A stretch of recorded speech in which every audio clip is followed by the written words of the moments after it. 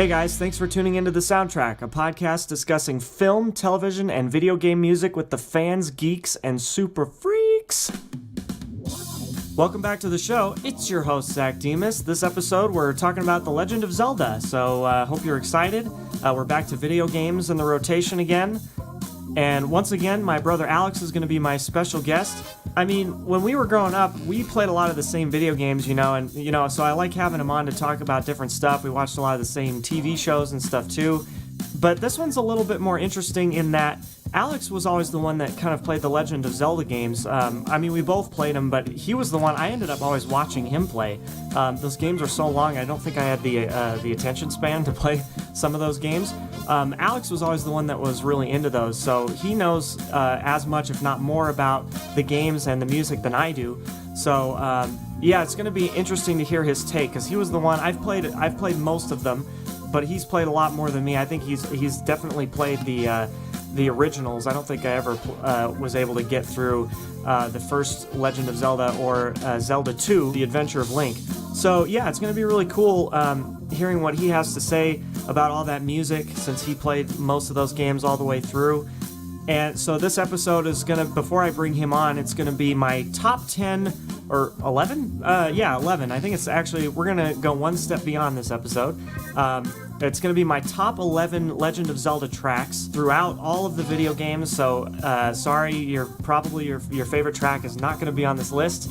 I tried my best to, with so many games in this franchise, to try and pick one song, at least one thing from each game or each console, just to kind of mix things up a little bit. You know me, I'm kind of more for the nostalgic stuff, so I probably didn't really do a good job of, although I have listened to the music in the later games, I haven't played them, so I just don't think that music has had as much meaning as much as some of the older stuff. So yeah, I'm kind of more for the nostalgic stuff, but I really tried to kind of diversify and try to get some different stuff from different games.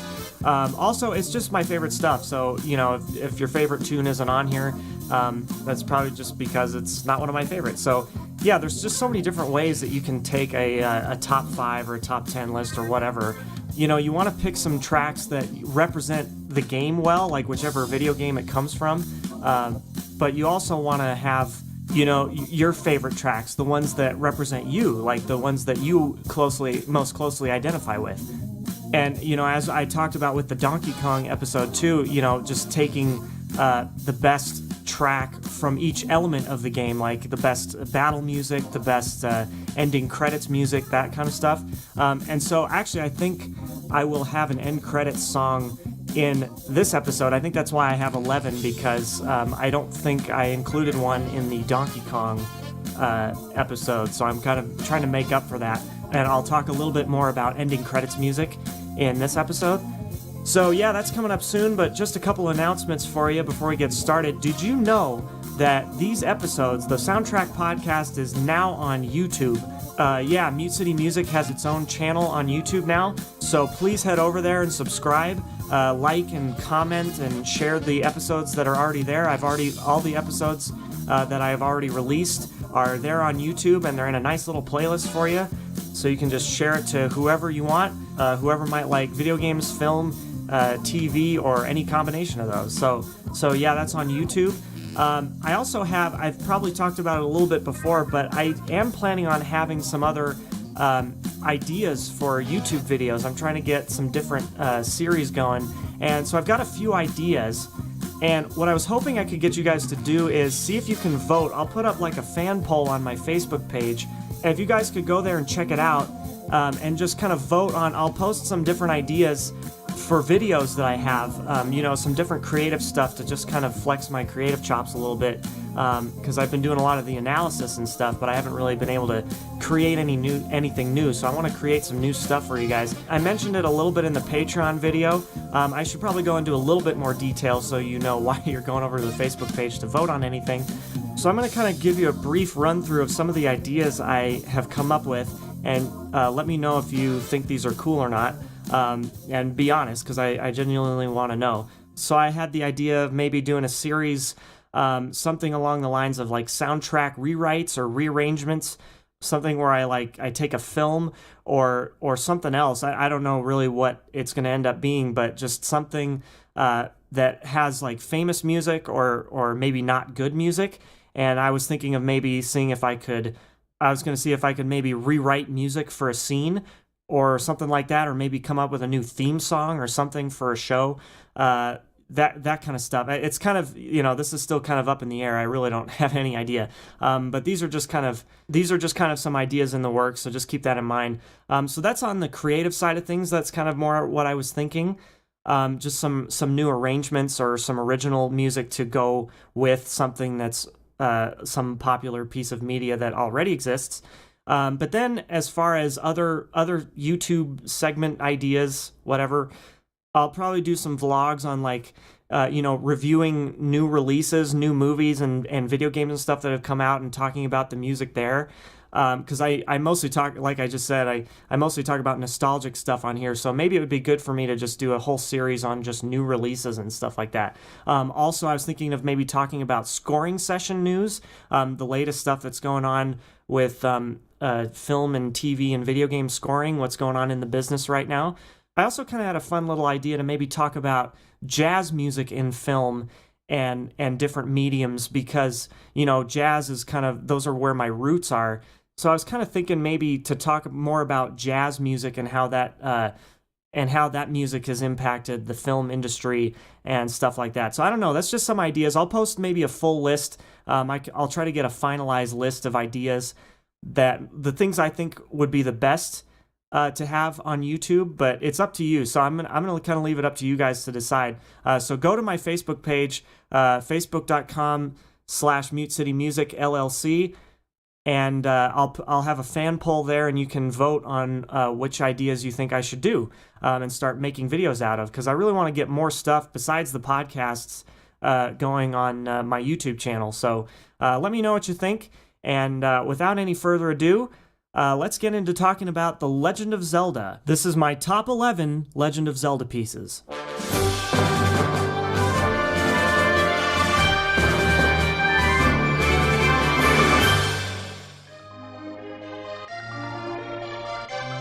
Alright, since I didn't talk about an ending credits piece in the Donkey Kong episode when I was going through my chronological steps for making a great video game through music, I thought I would start with that category this time, and there's just no game that I can think of, at least a Legend of Zelda game, that has better ending credits than A Link to the Past. The Legend of Zelda and this character Link, it's kind of the stereotypical, sword-wielding warrior, like a hero's journey, like the sword-wielding warrior that goes after the princess, rescues the princess, and defeats the all-powerful dragon, or in this case, it's a sorcerer. So it's kind of like that kind of a story. Sounds pretty typical, although it's got its own flair to it, which is why it's so much more memorable.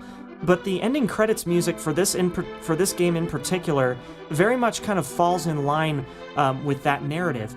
So this piece features like a really broad fanfare at the very beginning, very brass-driven melody. And then right after that, you hear kind of a little bit of what we call a pedal point, which is where a bass note that keeps repeating, and then notes and rhythms are kind of changing over the top of it. So it creates this really interesting kind of chord progression.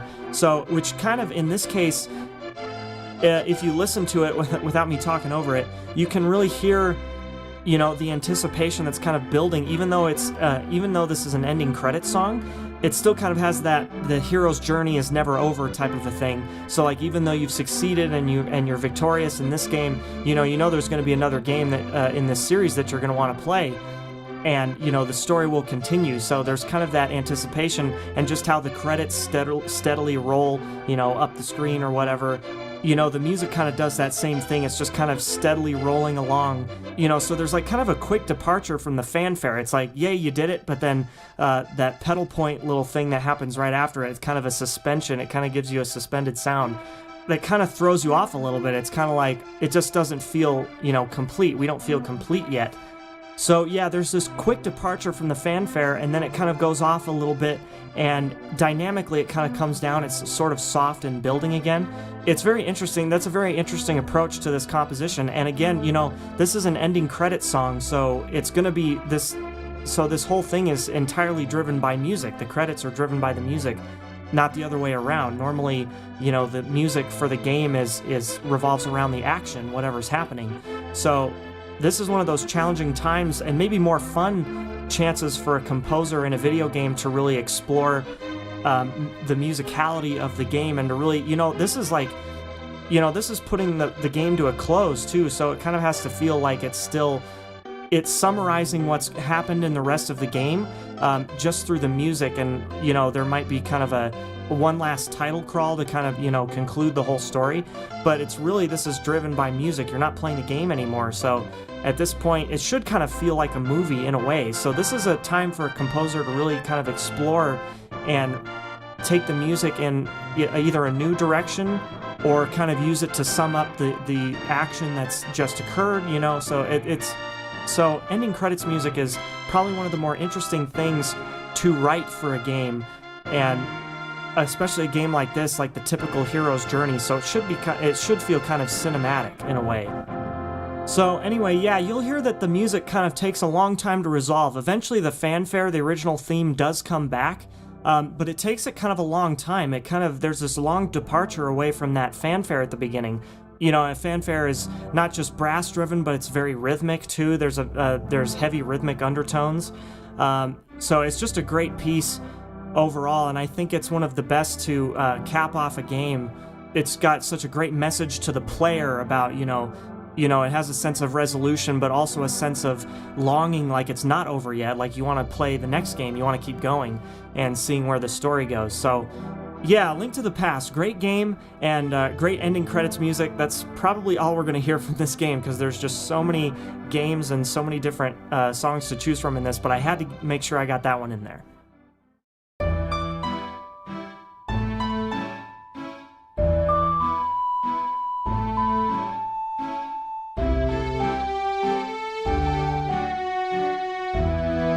Number 10.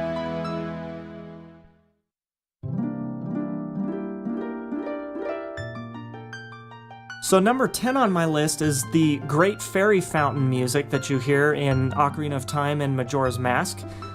You might also recognize this music because it's actually used as the file select music, so that's partly why I put this track on my list, is because it has a couple of different functions in the game. It's kind of interesting.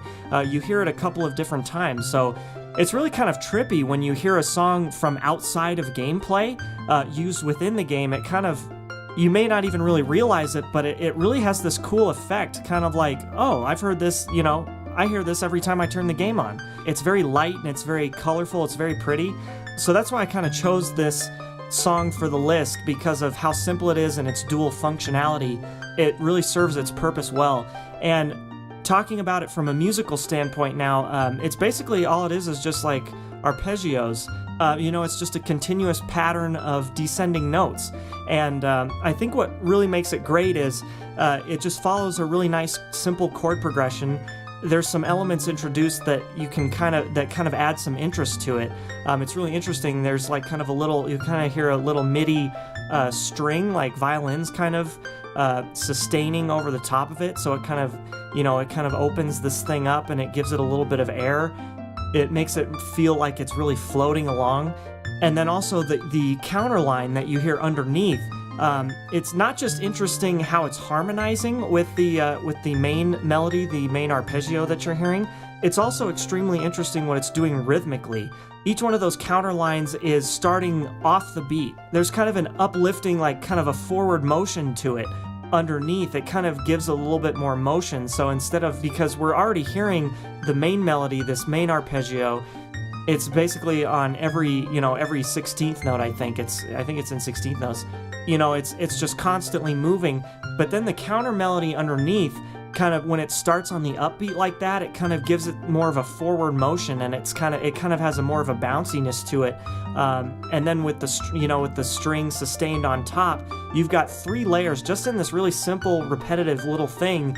you've got three very complementary parts that all sound great together. And so even though you're mostly just hearing that same arpeggio over and over again, there's a little bit added to it that kind of adds a little bit of extra interest. So there's never in any composition, that's what I like about these Zelda tunes in particular, is that every composition has something, supporting. There's always great support for every melody. Nothing's really kind of left out to dry, except for one track that I'm going to play later on this list. But most of the time, there's a purpose for everything in all these tracks. And there's a purpose to this one, as simple as it is. There's everything, even these two, kind of an upper and a lower part, and then the main focus of the tune is sitting right in the middle of this spectrum. Every part of the frequency range is kind of covered. You've got something high, something in the middle, and something a little bit lower. It's still, for the most part, it gets its lightheartedness from generally being up higher anyway. So all the higher frequencies are in focus here. So there's none of the low stuff. If there was more low stuff, it would add a different element. So it's still generally kind of high and ethereal and pretty, kind of, but it still has balance. And so that's the important thing about this thing. So there's not really much to say about this tune. It's pretty simple, but I like its dual functionality, and I really like, for how simple it is, it has a lot of interesting things happening that you can focus on and kind of go back and forth between. And really, there's different things to enjoy about this little track, as simple as it is. So that's the Great Fairy Fountain / file select music for Legend of Zelda. I know we talked about it a little bit in Donkey Kong. So this one kind of has a different tone. It starts you off very, very lightly, because once you start getting into the game, that's where a lot of the more intense music is. So the file select music in these particular games is kind of out of the way. So it doesn't overload you with too much intense music. So that's why I really like this track.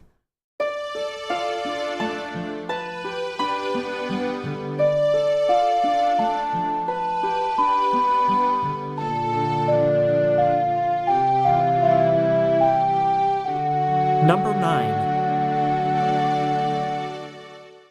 Okay, for number 9, I'm actually going to talk about it first and then play it for you, because there's two different versions I want you to listen to. So there's a version that came out the original that came out in 1987. This would be from Zelda 2, The Adventure of Link. And then there's an updated version for Super Smash Bros. Melee, which came out in the early 2000s, I believe. So I want you to hear this tune and how it compares in kind of the older classic sound with the pulse waves and all that stuff, and then the more of an updated orchestral version. So you can kind of hear the difference between how they sound. But anyway, so yeah, number 9, my pick for number 9 on my list is the temple music. Temples are an integral part of the Legend of Zelda games. Every game, it seems like, has these temples. These are the main objectives of each game. As you go into these temples, you beat a major boss, and you get an item or some sort of token that helps you complete the game. So temples are kind of a main feature of Zelda games, and that's where most of your toughest challenges are going to be. So naturally, you're going to want to have music for these sections that is much more intense. So we're kind of going from the Great Fairy Fountain, like I talked about, very calm, and then here's the storm, right? Once we get into the game, this is where the major action takes place. So you have music for these, very hostile environments. In addition to, we're going to listen to some music later on.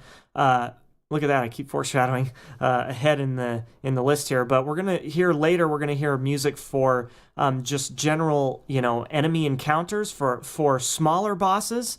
And I'll explain a little bit more about that later. So we're going to hear a specific fighting music. We're going to hear a specific combat music, but then you've got the temple music, so you have the overall environmental music that's happening while you're in these very perilous environments before you get to the boss battles. So it should have tension, but not so much that there's an obvious danger yet, because you're still exploring a little bit. So there should be more of a mysterious kind of an exploration element to the music, but still be kind of intense, So it's kind of hard to describe, but That's what we're talking about with this temple music, and it's usually different in every game. But this, and in the later games, the temples have different themes. There's like the water temple and spirit temple. There's different elements to these temples that make them they feel different. So like as the franchises progress, they've kind of developed these temples to have different thematic elements to the game and whatnot, to give you like different environments to challenge yourself in. But in the original games, temples are kind of more generic. They have several rooms, or they're dungeons. Like we talked about with the fairy fountain, we talked about in the previous tune how the main focus is the arpeggio, the arpeggiated melody that you hear continuously. And that's the main focus, with stuff happening on the above and below that in the frequency range. Well, with this piece, you'll notice that there's an arpeggiation that's happening, and a kind of a frantic kind of a counter line that is not the main focus. So in this piece, you'll hear that the main melody is sitting on top. Most of the time, you're going to hear the melody on top, but there's going to be times where the melody kind of sits in the middle, like we hear in the Great Fairy Fountain music. So listen to that with this temple music. How there's in the middle ground, there's a counter melody that's kind of going on, that's kind of adding a little bit extra push to the melody, and then the actual melody is sitting on top, so it's very audible, and also it just kind of rings out over the top of everything. So when I played the newer version, I want you to hear how the melody is presented with real orchestration, as opposed to just a really high pulse sound, or a pulse wave sound. So like once the orchestral elements are added, it definitely makes it sound a lot more interesting, and you can hear all the parts more clearly. So what I was talking about with the Great Fairy Fountain, basically I was talking about like a foreground, middle ground, background textures, just like either a painting. Hopefully that kind of makes sense in terms of this is how we think as composers, in terms of like what's the main focus, and then what's kind of the secondary focus that's kind of complementary, and then what's the anchor that's holding everything together on the bottom. And that's the beauty of music, is that roles can change throughout the course of a piece. So when you listen to it, I want you to hear like the different layers to this. Like there's several layers to what's going on, and they're going at different paces. So there's kind of like I said with the last piece, there's a sort of balance there that keeps everything together, keeps it cohesive. So yeah, just like a painting where like, there's lots of different focal points on the painting. Well, it depends. I'm thinking of like a nature piece, but it could be like a person, like a portrait or something. But like thinking like a nature piece, like something Bob Ross would do, there's like several little focal points, like the happy little bush and all that stuff. But there's a common element that brings it all together. Like maybe the weather is what's common, something that ties everything together. So same thing with this music. It's just really beautifully written. I don't think there's anything really too deep here that I need to get into, but it's just kind of emphasizing a different way that we can hear music, and which elements in a piece can stand out, and which is more what's more of supporting material. So that's kind of what I wanted to emphasize with this music. So here is the original from the 1987 game, and then I'll play a little bit of the version from Super Smash Brothers that's kind of updated, so you can kind of hear how it translates and what instruments are used to emphasize that change. And I should clarify that actually the Hyrule Temple that I'm referring to it was created for Super Smash Brothers. Actually, like that stage that you fight on is just kind of a generic temple. It's not anything in reference to The Adventure of Link, the 1987 game, but they just like reused the music. So it doesn't really matter like where the music comes from. It's more the emphasis for me is on how it's been translated over like a 15-year span or whatever. Okay, here it is.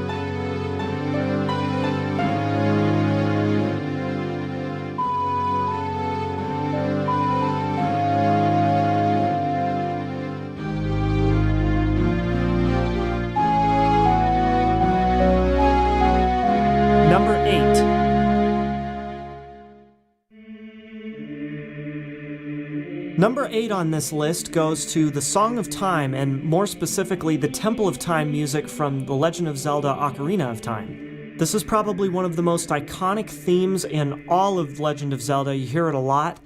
And the reason why I picked it for this list is because you remember how I was just talking about with the last couple of songs, you know, the different like foreground, middle ground, background layers that these songs have, and a lot of video game tracks have, and they're even more complex than they get even more complex than the ones I talked about. The ones I mentioned are a little less complex, but they still have some elements to them that, you know, create a little bit of extra interest and support what's going on melodically. Well, this, and I emphasize again how, you know, the composers of Legend of Zelda, Koji Kondo and all those other guys, when they write music for The Legend of Zelda, they have a purpose to everything. Nothing is unintentional. There's a reason for everything that they do with their music. And so you hear, in this case, the Temple of Time music is very much reminiscent of Gregorian chant from the Catholic Church. So in the past, we've heard a melody with different supporting elements kind of thrown in either underneath or above. And like with the Temple song, the previous song on this list, the melody was on top, and then you had a lot of stuff filling in underneath. And then the Great Fairy Fountain music, we had the melody kind of in the middle, like the main feature was in the middle, and then so like a counter melody underneath, and then like a sustaining string sound on top of it. But in the case of the Song of Time and the Temple of Time music, we have just a single melodic line with no accompaniment whatsoever. Everything that you need to hear is in just that one melody line, and it's just so beautiful, and it's very reminiscent of early church music. And because when you walk into the Temple of Time in the game, it's just a big wide open space. There's nothing in it except the Master Sword, like the most glorious collectible item that you possibly get in The Legend of Zelda. It's the Master Sword. It's Link's iconic weapon. So it's a big deal, and in this first game that it's used in later games too. Also in Majora's Mask, the next game chronologically in the series. It's the most important item you collect in any of those games, so it's the iconic weapon. So yeah, for there to just be one melodic statement with nothing else going on, it really fits the mood. It fits what's going on. It's a very patient melody. You notice how slow it is. It's not going very fast, and like there's tons and tons of like reverb, like a big church kind of an echo. Like the notes kind of bleed into each other, and it makes this really interesting dissonance, even though the melody itself isn't really dissonant. It's more of just like a straight minor key. And it's really impressive too, considering, you know, with these earlier games, you had to deal mostly with MIDI sounds, so you don't get these really realistic instruments and vocals that you would hear in a modern video game today. So, you know, they kind of have to disguise the fact that the voice isn't totally realistic. And so like these extra effects that they put on it not only makes it sound a little bit more like kind of saturated, but it also gives it more of a realistic sound. So I think it works really well. There's not a lot to it. It's just a beautiful melody. It's reminiscent kind of also of Halo. Well, this came out before Halo, but maybe the Halo theme was actually based on the Temple of Time music. I don't know. So the Song of Time, and that's why I picked the Temple of Time version, because you hear it in different forms, and you even get to play it. Link plays it on his ocarina in the series. So that main theme comes up a lot, but this version that we have in the Ocarina of Time video game, it might be the best version of it just because it's so plain and simple. So that's why I like this piece. Song of Time coming in at number 8.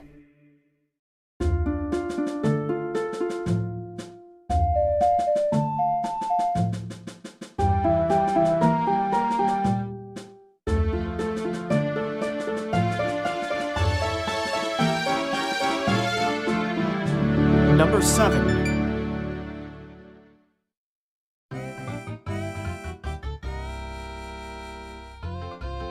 One of my favorite things about the Legend of Zelda franchise and the music is their ability to change tone throughout the course of the game without really throwing it off and still kind of maintaining the general aesthetic of the game. And so a lot of the music that we've listened to already has either been kind of, you know, light and colorful or very intense and bombastic.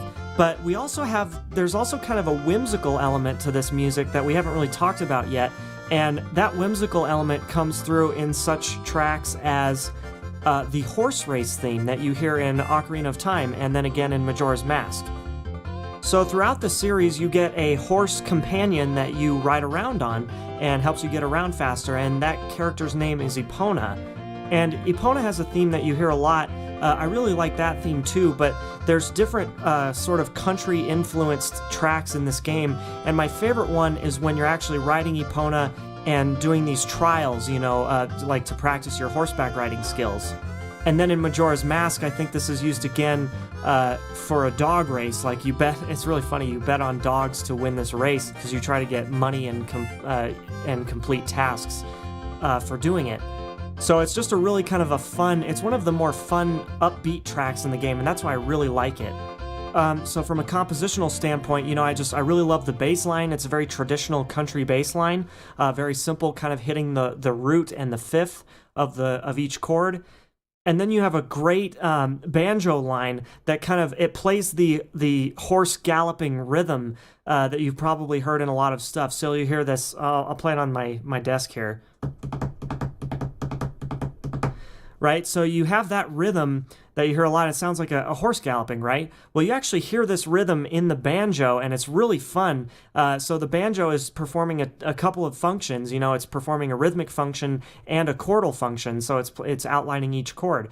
And it's really fun to listen to, even if you don't really like, country music today, I know, has taken a really weird turn, and it's kind of, very heavily rock influenced, and it's gone all these different directions. But like true country music, if you listen to it, it's really kind of enjoyable. And then there's a really fun tag team between the harmonica and the fiddle playing the melody. So you have kind of this back and forth thing happening.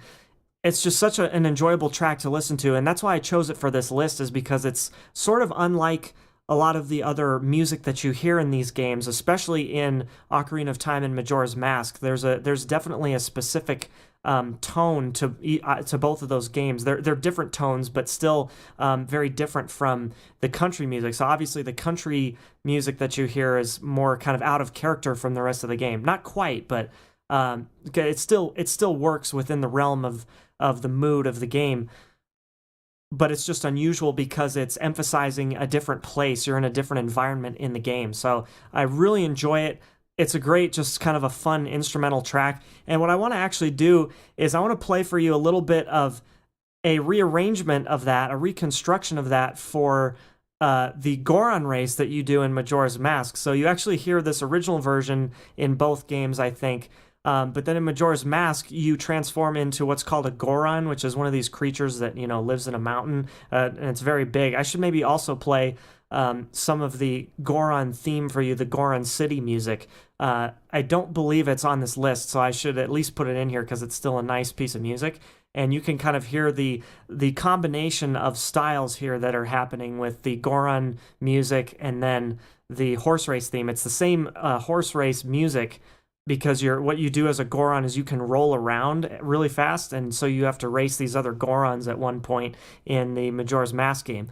So listen to the Goron version of the horse race theme. It's really funny. It really kind of brings a lightheartedness to Zelda, because so far we've only really talked about, really intense music. And Legend of Zelda really isn't like that. Well, it is like that, but it has other dimensions to it too. So this music is really important for the franchise, I think.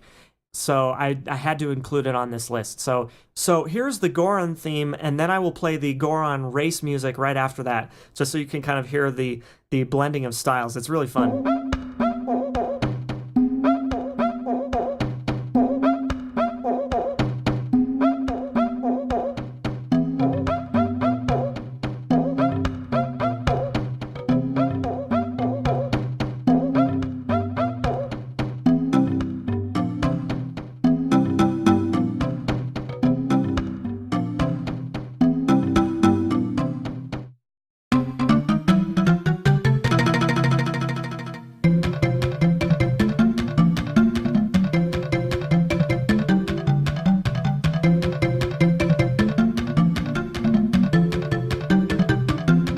Yeah, so the funny thing about the Goron race music is I don't even know if you can really hear it when it's playing, because you're so focused on what's going on, and there's a lot of loud sound effects kind of when you're doing the race. So I don't even know if you can really hear it. I never really noticed it originally when I played the game, but it's super fun, and it's the exact same tune as the original, but it's got its own flair to it. So I really like it.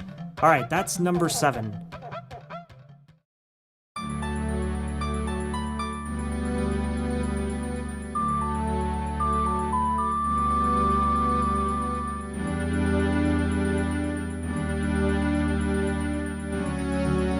Number 6.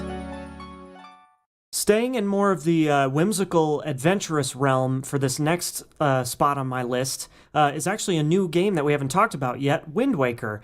This is a very nice game. It's got a very different visual look to it. And of course the music follows suit. It's the scoring style is a little bit different, and obviously it's a little newer. So there's more realistic sounding instruments. There's different things you can do orchestrally that kind of make the music stand out a little bit more and kind of give you clear, defined musical parts, and just really nice arrangements that really bring the whole thing together, and better sounds that can really capture the essence of the game. And what the essence of this game, Wind Waker, is, it's more of a nautical-themed game because you're traveling across a large body of water at this point. In the previous games, you've been traveling, across Hyrule Field, grassy areas, but in this game, it's mostly water. You're sailing across the water and stopping at little individual islands. So the music I chose is actually kind of from the beginning, more of the beginning of the game, when you meet these pirates, and you're basically, I don't want to get into the whole story of the game, but you basically end up joining with this band of pirates, and of course, this game is for a general audience. So these pirates are kind of goofy, they're silly. So the music kind of reflects that. In this case, this pirate ship music. And there's a couple different versions I'm going to play. I'm going to play the main pirate theme, and then I'm going to play the music that you hear once you're inside the ship. It's basically the same thing, but you can just hear 2 different versions of it.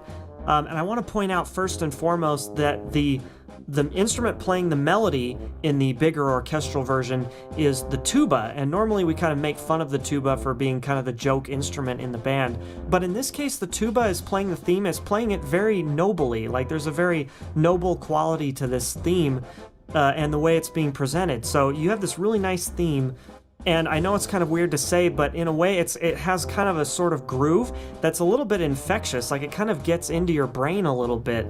It's just a very simple kind of, like we talked about with the country bass line. It's got a similar kind of a bass line where it's just focusing on the roots and the fifths. It's very simple, but it's just got such a nice feel to it that I think it's very infectious. And again, this is one of the more fun and whimsical tracks that you listen to in the game, because there's a lot of dramatic elements to the game too. But this is one of your less serious elements, and that's why I really like that these games are so flexible at doing that. And the pirate theme is such a fun thing to play around with. There's a lot of different ways you can kind of take it, and I really like what they did with it in this case. So kind of my main reasons for choosing this song were the tuba, the way the melody is presented, and then also just the fun nature of it, both in the bigger orchestral version, and then once you're inside the ship, it changes a little bit slightly, almost as if it's muffled, as if the band is playing on the ship outside, and then you come inside a little bit away from the music, kind of comes down a little bit. So another one of the really fun songs to listen to in any of the Zelda games. And also just the fact that it's Wind Waker, it's very highly regarded video game. It's pretty different from the other ones, and it's got a great soundtrack that's all its own. It really stands out, especially with so many other really iconic and memorable themes written throughout the franchise.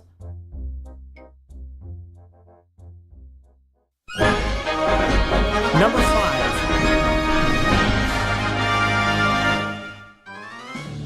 Okay, so we're going back to more of an action cue for this next spot on my list, and we're going back to Ocarina of Time to talk about the middle boss music from Ocarina of Time.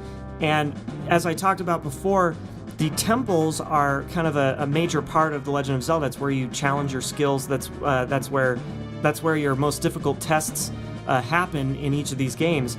And you know, these middle bosses, these aren't the final bosses, but they're very important bosses. They happen somewhere in the middle of the temple, and they're important because they usually are guarding a key item that you're supposed to obtain in order to finish the game. You can't finish the game without it.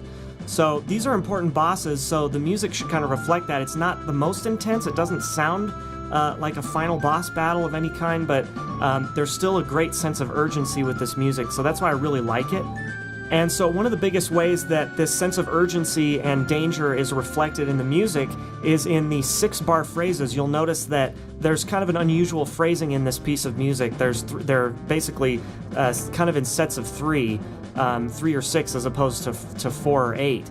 So there's a sense of urgency, like kind of getting into the next section and kind of the building tension that's happening throughout the piece. And then the other thing that I really like is the kind of the slapback effect that you get, like the snare drum's kind of going at a consistent pace, and you know the snare drum is a very specifically used instrument. It's not used in many situations unless it's, you know, kind of it really needs to accent something. So it's really emphasizing the pulse here in this particular track. And then you also kind of have like the timpani as well that's kind of adding some punctuation to each measure, and it's kind of like they're kind of double hits, so you kind of get the slapback effect, almost like a slapback reverb or some sort of a delay, something like that. And then when the horns come in, that same thing happens. So you've got this double hit, this kind of a slapback that happens, and it really kind of emphasizes the nature of the you know, you're under attack, like the way these attacks are all very sharp and accented, really kind of makes you feel like you're in a battle situation. And it's not overly dramatic. It's not like a boss battle. It's pretty plain instrumentation. There's nothing too unusual about it. There's just some really strong percussion and brass attacks that are happening, but there's not a whole lot of unusual stuff happening here. Normally, like for the Ganondorf battle, you would hear like organ, like a church organ, and that really kind of conjures a picture of true evil, you know, when he's like, you walk into the final boss battle and he's just playing the organ, and it's so cool. He's just so casually waiting for Link to show up. It's so badass. But yeah, there's nothing quite as unusual and intense as that, and usually highly more dissonant. This isn't really dissonant music, this middle boss battle music. I mean, there is some dissonance, but it's not quite as strong. So there's a little bit of a pull, but it's mostly just kind of a repetitive piece of music that just keeps cycling through until you're done with the battle. So it has that sense of wanting to go somewhere, but it doesn't really go anywhere.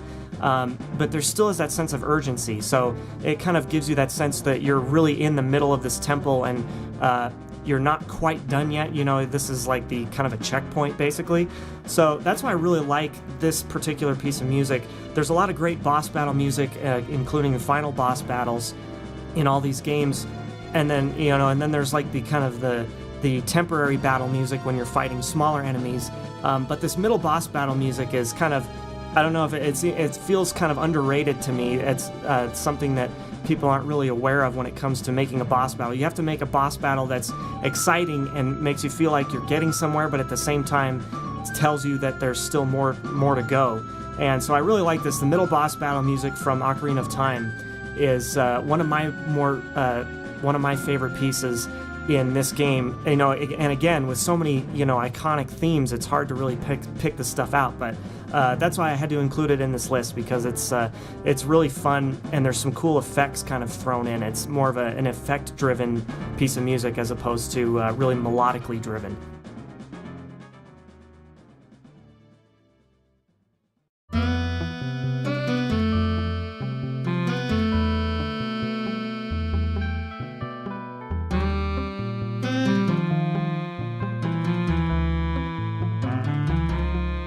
Number 4.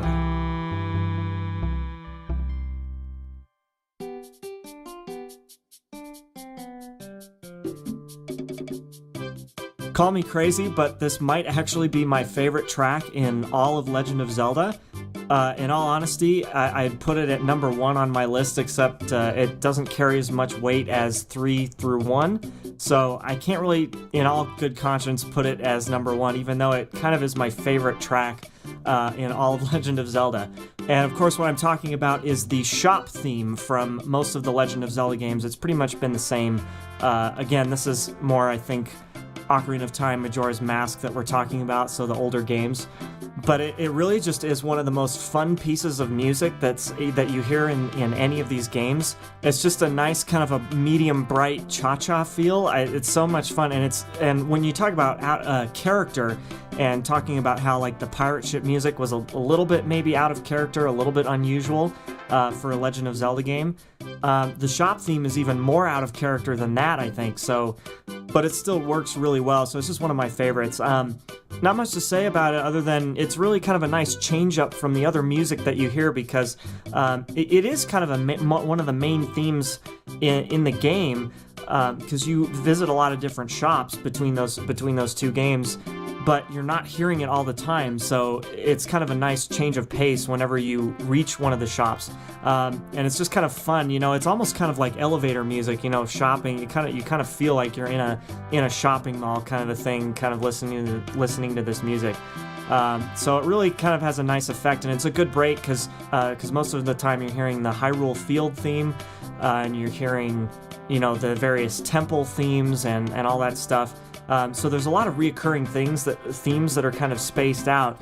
But the shop theme's kind of a different one because it's not quite as... You don't quite hear it as often, and it's not too repetitive where it gets really irritating. I think it's a really fun melody. And yeah, it's just so different from anything else that you hear in these games that it kind of adds another dimension to it. But it just has a nice place in the game, and you always kind of feel like you're kind of in a safe haven, whenever you reach one of those shops. You're never worried about what's going on. It's like your chance to stock up and get more items so you can get back out there into the fray. So it just kind of feels like a little oasis from everything else that's going on. So that's why I like the shop theme from those original games. It's just a really fun track to listen to, and it doesn't quite carry as much weight as the last few songs on this list, but it has a special place for me, and so I had to share it with you. And that's pretty much it. That's number 4.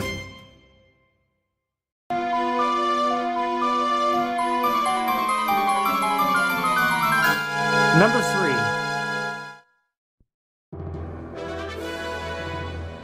Number 3, we have sort of the main theme from The Legend of Zelda Twilight Princess. I'm going a little bit newer now, something that's come out in more recent years that still captures the magic of Legend of Zelda. This one in a little bit of a different way, though.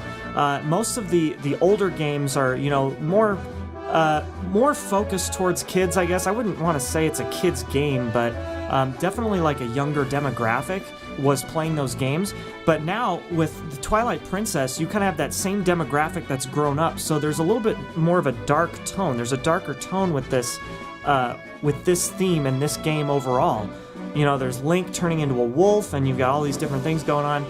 So Twilight Princess definitely has a little bit of a different spin, but still, really, with this theme, still feels like a Legend of Zelda game, even if it's a different tone. And even as recently as Breath of the Wild, I think they keep wanting to take the Legend of Zelda series in new and different directions and see where they can go with it. So at the time, Twilight Princess was definitely a little bit different direction than what we were used to seeing, but still very much in the realm of Zelda. It still felt like a Zelda game, just seemed a little more serious, better graphics, better animation, so everything just seems more realistic at this point.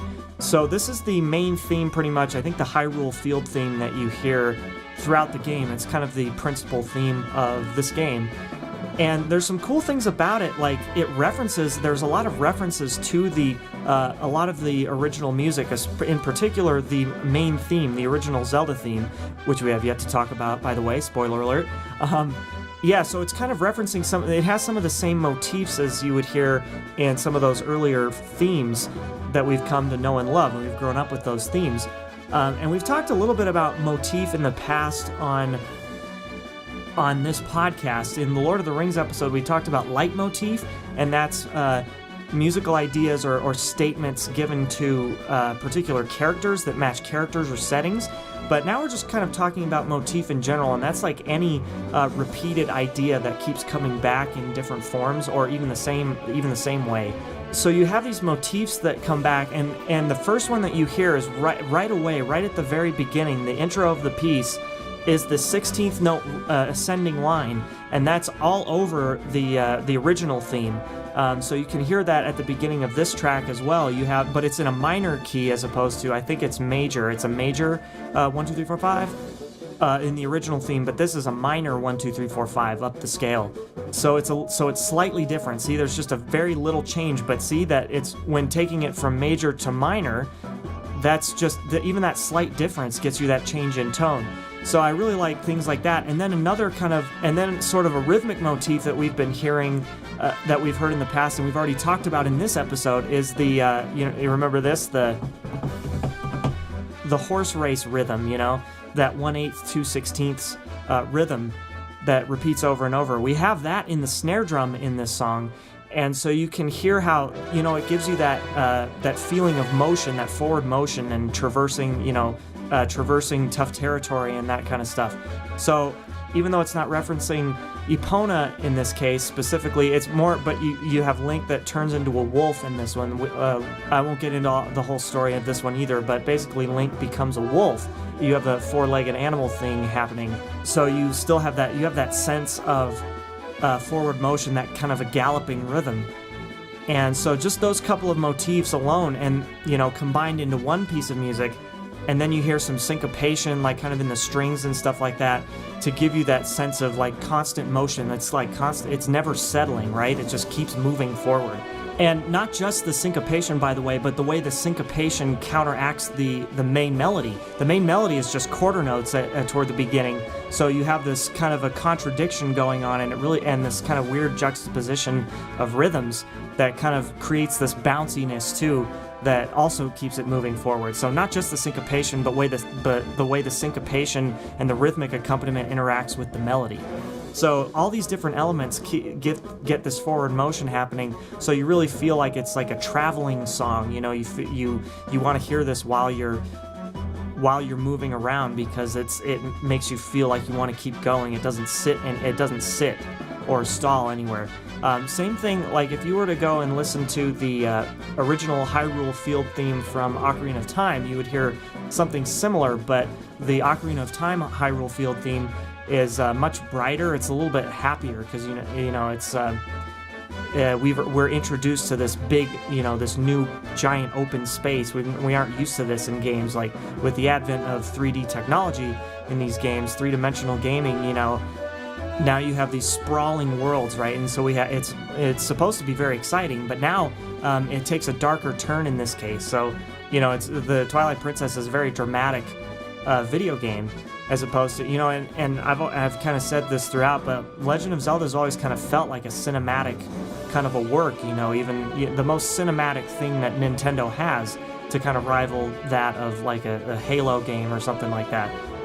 So with Twilight Princess, you get a lot of the same motifs, and that's why it sounds the same as other previous music, but not quite the same. You're using basically the same building blocks, but just it's a little bit different structure. So this theme is great because it's kind of a callback to the original while still taking things in a new direction, which is what I really think the guys at Nintendo really wanted to achieve out of this. And this theme, this is kind of this is the big musical statement for this game and for this direction that the franchise is going. So, and then when you catch up to like Breath of the Wild, there's a lot more experimental orchestral stuff going on that it just gets further and further away from where they started. And that's just what Legend of Zelda is. It's traversing these big worlds and overcoming obstacles and things like that. So this franchise is really, and this theme is really indicative of where they've been and where they're going now. So I really like the Twilight Princess theme. It accomplishes a lot of goals within just this one piece of music. So that's why it has to be in my list. It has to be in the top 3.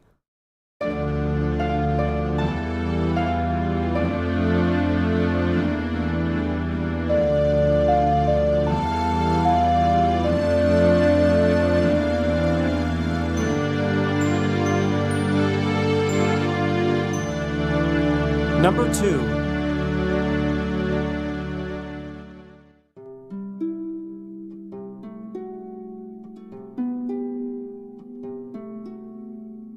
Zelda's Lullaby is by far one of the most well-known and iconic themes, and not just in the Legend of Zelda series, but in video games, in video game composition as a whole. After all, the name of the game is called The Legend of Zelda, so it should be one of the more recognizable themes that they've come up with. And the version I chose to represent this theme is actually the version from Skyward Sword. I know it's sort of a cop-out that I didn't actually have a unique track from Skyward Sword to put on this list, but I felt that this arrangement was so good that it had to be on here. And let me tell you why this arrangement is so good. First of all, when you listen to it, there's a different instrument that states the theme every time it happens. So it's a simple kind of AAB kind of structure. So the first statement of the melody is played by clarinet, then the second statement of the A section is stated by the oboe, and then the handoff between the oboe to the flute to play the B section, it's the same note in the same octave, so it's this really cool effect when the melody's handed off. So not only is the tune fantastic, but the arrangement is exceptional. You've got that beautiful harp that's outlining the chord progression, and then the strings just add a nice touch to everything. It kind of, wraps everything up in a nice bow. It's just a phenomenal arrangement. So I think for that reason alone, I had to pick this particular arrangement. Now, as far as the tune, it's one thing to just say, yeah, it's iconic, but what really makes it iconic? I think just the simplicity of it. I mean, we've talked about it before with different pieces of music, but really simplicity is everything. It's a very simple song form. It's very clearly arranged, like there's not a whole lot, it's not very muddy, like it's very clear. You can hear the melody very prominently, and the harmony is not too dense, like you can really hear everything that's going on. Just the timbre of each instrument, just the collection of instruments chosen, from the original theme, even when you're starting out with, MIDI instruments and synthesized instruments, when you translate that into more of a realistic sounding, real orchestra, it just, it breathes new life into it. So choosing those correct sounds to begin with, even though the arrangement is only part of what makes the tune great, making those initial decisions as to how to score it, it makes it easier to translate into a later form. So, really, this tune has stayed the same, too. I think that's another thing that makes it iconic, is that it hasn't changed much. The arrangement changes, but you're not changing anything about the tune. It's not taking any weird new directions. Sometimes that happens, especially in movie scores, where you have an initial statement of the theme, like the main theme of the movie. So I'll just throw out an example, The Incredibles, where you hear that statement of the theme, dum dum dum, dum dum dum dum dum dum dum, and then you hear different variations of it throughout the movie, but it never quite hits you the same way. It's either disguised somewhere, or it's messed around with, so it goes in a slightly different direction sometimes. But this has always stayed the same pretty much in every game. It's the same tune. So I think it's not only just a fundamentally solid piece of music, well written, but it hasn't changed. So I think it's been able to get into people's consciousness more easily. And so it's just a beautiful piece of music, and just the way it's used within the games as well. It just kind of brings you off of this high of just beating Ganondorf or beating whoever, and then it just all the emotion sets in that you've just beaten this game, because usually I think it usually comes at the very end when you save Zelda. When Link saves Zelda, that's when you hear it. So it kind of brings you down back to earth kind of, and it's just very sentimental. There's not much more you can say about it other than that it's just fantastic. It's one of the more beautiful pieces of music written, especially without having words in it. It's pretty impressive. So Zelda's Lullaby, number 2, one of the most iconic pieces of music from Legend of Zelda, but there's one more that I think is maybe even a little bit more iconic.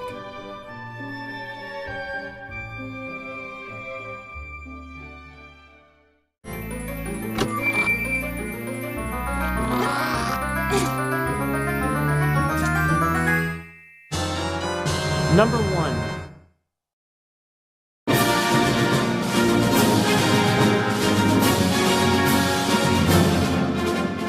Okay, come on, you can't really be surprised that the original overworld theme from the original Legend of Zelda would not make this list, and it has to be number one because it is so iconic, but the funny thing is, it's iconic as it's transformed over the years. It's stayed iconic no matter what version you hear it in.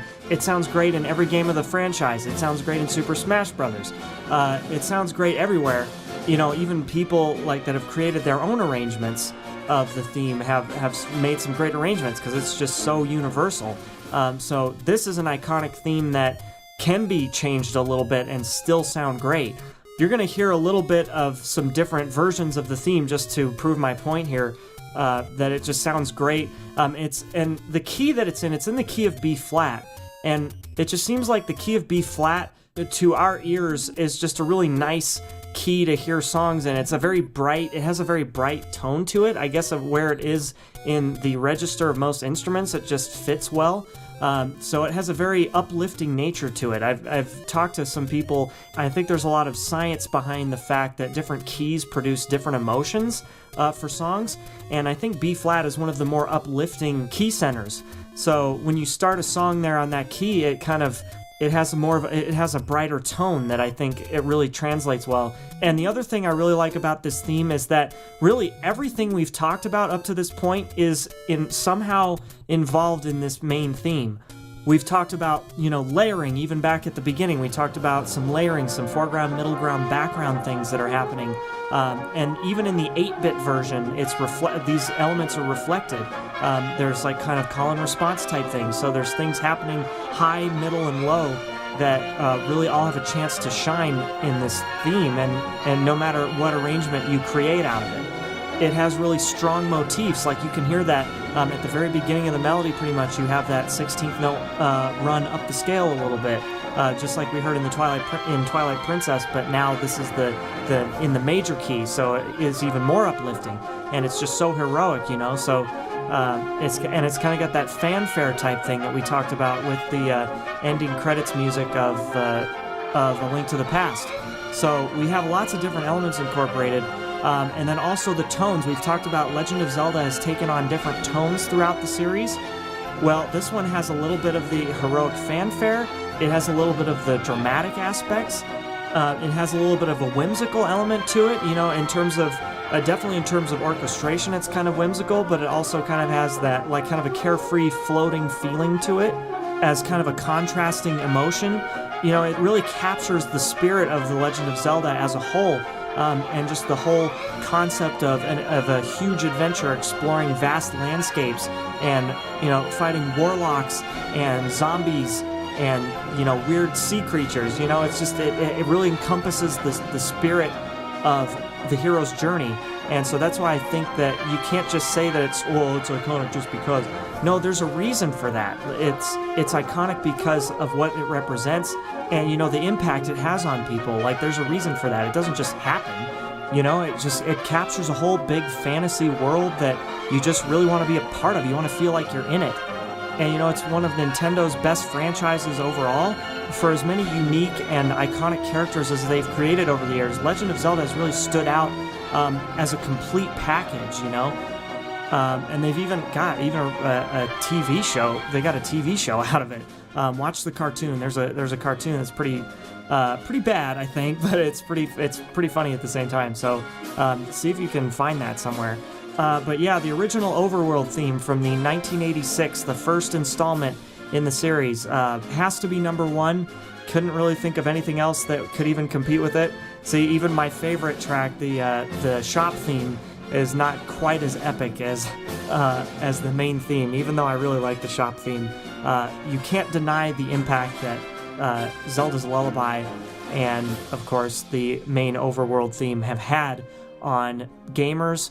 I think even the general public knows The Legend of Zelda a little bit, so even if you never really played the game faithfully, you probably still could recognize it. It's on par with Mario, I think. So, The Legend of Zelda, great series. I hope you enjoyed my top 10 favorite tunes from The Legend of Zelda. I can't wait to talk more about the music in these games, especially more Breath of the Wild and Skyward Sword, since I didn't really talk about that very much in this one.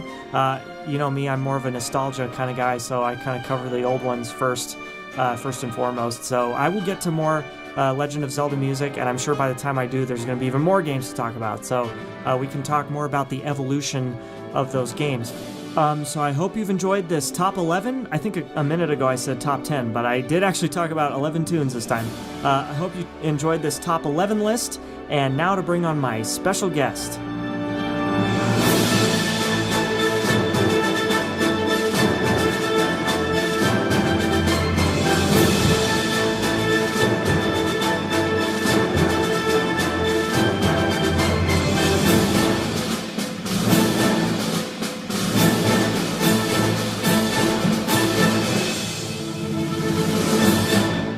Running a little bit short on time, but I wanted to make sure that I got my guest spot in here, so I wanted to have Alex on really quick before we close this show. How's it going? Really quick. I'm going to talk really quick. Be serious. This is serious business. Okay, yeah. We're talking about Zelda. Legend of Zelda. Yeah, so you have a lot more experience with these games than I do. Although I've played most of them, but you've played more than I have. I didn't play Twilight Princess. I've spent many hours playing Zelda games. So which ones, of all the ones that you've played, which soundtrack overall did you think have the best music? You know, I'm a sucker for 8-bit soundtracks. Mm-hmm. I really like the originals just because it gives the game such a specific tempo. Right. The music... That's a good point. Yeah, the music drives you kind of in playing that game, whereas... Yeah, your movement is kind of in line with what's happening in the music as well. Whereas as the series of games develops, then it's more of something that you enjoy for what it is as you travel around the maps and hear all the different like cultural sounds. Like Zelda has these cultural sounds in it. Yeah, I've always kind of admired that about the series, how it's been able to kind of blend and incorporate different styles. Like Wind Waker has kind of the pirate theme a little bit, and more of the nautical adventure type of a feeling. Right. Yeah. But yeah, the 8-bit stuff is interesting because you're kind of limited into what you can put into it based on memory capabilities, and I think it's one of my favorite aspects of music that a song that's written in 8-bit, that's produced in 8-bit like 30 years ago, can still influence 30 years of games and just set a tone that cannot be broken or cannot be beaten. It's just really, really cool to hear. For sure. So is there an individual track or anything in particular what stuck out to you when you first started playing the games or listening to the music more closely? Which ones did you kind of gravitate towards? Was it a specific game in general? Because we talked about the 8-bit stuff. I didn't know if there was a specific tune that... I'm thinking maybe... Because we were listening to some tracks earlier of the Zelda 2. Is it the temple music? Probably. Or the boss music or something. Is that what they use in Super Smash Brothers? Yeah. Real nice. Yeah, I think Super Smash Brothers, kind of whatever they've used in that, I've always kind of liked. And even if I didn't like it at first, it sort of grew on me. All those songs that they chose, you kind of like... Not all of them were ones that I really noticed either at first, and then I kind of went back and listened to after, playing... Because we played Super Smash Brothers a lot, so... then all of a sudden you start to hear those same songs... You go, oh yeah, and I guess it kind of reinforces that in your mind, and so you start to like it more than you maybe would have if you had heard the original first. I don't know. Yeah, that is a little true for me as well. Other honorable mentions. Honorable mentions are I've always loved the Goron music in Ocarina of Time. The the sound of kind of the Goron sound effect. It sounds like these little toy horns, and it's just like I think so cheerful and like dinky for such. It like the characters in the games are like these big rock, kind of golem things. Right. And I think that sound that they use is called a cuica. It's like a Latin instrument, a Latin percussion instrument. A cuica or a queequeg? Not the second one. Okay. I don't know if I even pronounced the word right, but I think that's what it is. So you kind of got that Yeah. kind of you like take a cloth and you rub this thing. I don't know. So what is the it? instrument is. How do you like? Can you control the tone on yeah, it? Yeah. It's like you adjust the tone on Is it. it so? Is it a percussion instrument or? I'll look that up really quick. You talk about something in the meantime while I do that. Sure. I like in Majora's Mask talking about music. In the little, it's like a cantina or something in Clocktown, where you go and as each character, because in that game you have a mask that turns you into a different race. So a Zora, a Goron. Right. I love you go in there and you play the different instruments because each each race has a different instrument. Right. Yeah. And so hearing those is a really cool musical idea. That's not necessarily like and they combine all those instruments. a song from the game, but it is called a cuica. It's a Brazilian friction drum with a large pitch range. Yeah, so I was pretty much right. It's a fun instrument. It's kind of unusual. So video games are a great chance to kind of mess around with some unusual instruments and maybe stuff that you haven't that you don't often hear. I was actually watching some videos on YouTube. This guy was talking about the Breath of the Wild soundtrack, and we didn't really talk about that much in this episode, but I probably will talk about it in the future. But he was talking about the various specific Asian instruments that were used in the Breath of the Wild soundtrack. So it'll be interesting to talk more about that. So that's another dimension that I don't think they've really tapped into yet. Even though it's Nintendo's a Japanese company and all that stuff, they went really traditional, I think, with that soundtrack. And then we also enjoy. I've mentioned them before on a previous. I think the Mario podcast. I mentioned their videos. Brentalfloss, Brent Black, and then his friend Dave from the UK, who they've done Mario tracks, but then they've also done like a lot of Zelda tracks too. We just heard he did A Link to the Past fairly recently, I think. He wrote lyrics to that. And they're really fun. And then they've done this. If you haven't heard about them yet, which you probably have if you're listening to this, you probably already know about Brentalfloss. But they did I think a year, was it, how long ago was it? It was a year or two ago. I think a couple years ago they did an epic Ocarina of Time medley with lyrics where they took a whole bunch of songs and just kind of put them all together and made this big story out of it. It's really great. It's like 9 minutes long. Check that out too if you want to hear some more Legend of Zelda stuff. Other things, yeah. As a body of songs, I really like the temple music overall in the games. I think each one gives a really nice flavor of what's going on in the game. Each unique temple? Each unique temple, okay. Yeah. I also like from the later games, the dungeons. The Twilight, the dungeons. In Twilight Princess, the soundtrack in that is very sparse. They're kind of playing with this idea of the Twilight realm is kind of a shadow of the real world, so even the music is kind of hollow and very sparse. But I still like it. I think it does the game a great service. More kind of atmospheric. I kind of like the potion shop theme. Yeah. I've talked about the regular shop theme, but then there's also the potion shop that's kind of got its own, almost like an Indian, like a spiritual thing going on. I like the Deku Palace music. Mm-hmm. Also something that, I can't believe we didn't talk about this before. What's really cool about Zelda music is that they have all these different timelines. Mm-hmm. And time is a very integral part of the story of these games. And they use the music in the games to kind of tell a story about what is happening in the Zelda universe.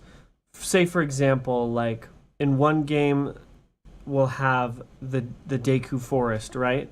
And then in Wind Waker, the concept is that the whole Zelda world has been flooded and that there's no ancient Zelda civilization where all these things were taking place in the past.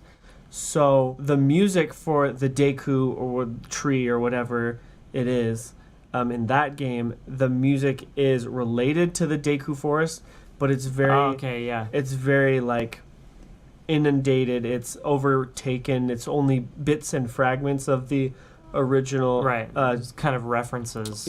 Forest melody. So it kind of references that, but then also, it helps tell the story, which is really cool. Yeah, it gives a sense of continuity with the whole series. So that's, there's so many things. We could go on and on about why the series is so great. We're a little bit over time already, but I just wanted to kind of get some of our additional thoughts in about the Legend of Zelda series. We'll be talking more about it in the near future. So, but it was fun. Yeah, just wanted to. Anything else you wanted to add? That was a nice closing piece, I thought. No, thanks for having me on. Play Zelda games. They're awesome. Yep. All right, guys, that's it for this episode. I'm Zach Demas, and you've been listening to The Soundtrack. If you like this episode and you want to hear more, please subscribe via Apple Podcasts and also on YouTube now. I'm on YouTube, so go to the Mute City Music channel there and like and comment on these videos and share them with your friends. And yeah, like I said at the beginning of the show, go to my Facebook page. There should be a poll there. You can go and vote on some channel ideas that I've got cooked up. You can cast your vote and comment and tell me what you think of my ideas. If they suck, they suck, and if there's any good ones on there, I'll focus on those. So whatever, I'll leave it up to you guys. Whatever you guys think I should do for my YouTube channel, because there's a lot of things I'd like to talk about in terms of music, the music business, and still mostly on the film, television, and video game stuff. But I can open it up to other music as well. It's up to you guys, so just tell me what you think. All right, and next episode, I'm super excited to announce that Jonathan Zimney will be back. We'll be talking all about James Bond, all of the movies that have come out in the past, however many years it's been, 50, I guess, at least 50. I'm super excited. John and I, back in our college days, we did this big, epic James Bond marathon where over the course of like 3 weeks leading up to the premiere of Skyfall, I think it was, we watched all the movies, like we watched one movie a night, chronologically leading up to the premiere of Skyfall, and we did a massive review at the end of that marathon where we talked about all things in the James Bond universe, and it was so much fun. But this next episode coming up at the end of August, we're going to be focusing on just the music, so it's going to be really fun. And John's been on before, and you know how much fun he is, so I'm really excited to have him on yet again to discuss one of our mutual favorite types of movies, and we're gonna have a blast. So hopefully you'll join us. And also, when that next episode comes out, I have a very, very special surprise for the 1 year anniversary. The 1 year anniversary of the Soundtrack Podcast launch is coming up in September, so I'm gonna have a special announcement about that on the next episode as well. So until then, I hope you guys have a good month of August, and I'll catch you next time. All right, peace.